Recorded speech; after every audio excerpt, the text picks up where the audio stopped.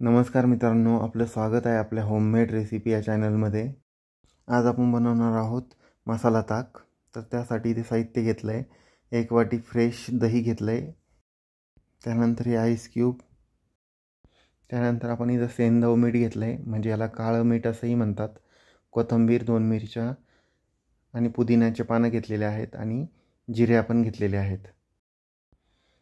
फक्त एवढ्या साहित्यामध्ये आपण घरच्या घरी 2 मिनिटांमध्ये ताक बनवू शकतो। सर्वात अगोदर आपल्याला जिरे भाजून त्याची पावडर तयार करायची आहे। त्यासाठी कढई गरम करून इथे आपण 2 चमचे जिरे आपण भाजून घेतलेले आहे आणि त्यानंतर ते खलबत्त्यामध्ये ते बारीक कुटून त्याची पावडर तयार केलेली आहे। तुम्ही बघू शकता अशी पावडर तयार करायची। त्यानंतर आपण इथे घरी बनवलेलं फ्रेश 1 वाटी दही घेतलेलं आहे। हे दही आपण आता मिक्सरच्या भांड्यातून याला बारीक करून घेणार आहोत। तुम्ही रवीच्या साहाय्याने बारीक केलं तरी चालेल।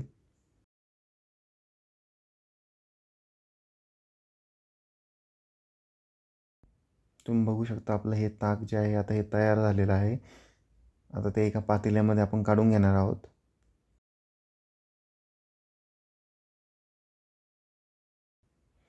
त्यानंतर यामध्ये 1.5 चमचा आपण जी जिऱ्याची पावडर करून घेतली आहे ती टाकून घेणार आहोत। त्यानंतर मिरचीचे बारीक तुकडे करून घेतलेले आहे आपण ते टाकून घेणार आहोत।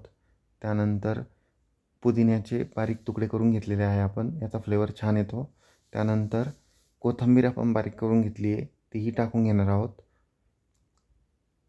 त्यानंतर सगळ्यात महत्त्वाचं असं सेंधव मीठ आपण टाकून घेणार आहोत 1.5 चमचा।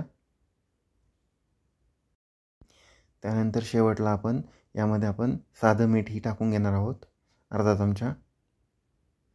त्यानंतर हे हलवून एकजीव करून घ्यायचं हे सर्व।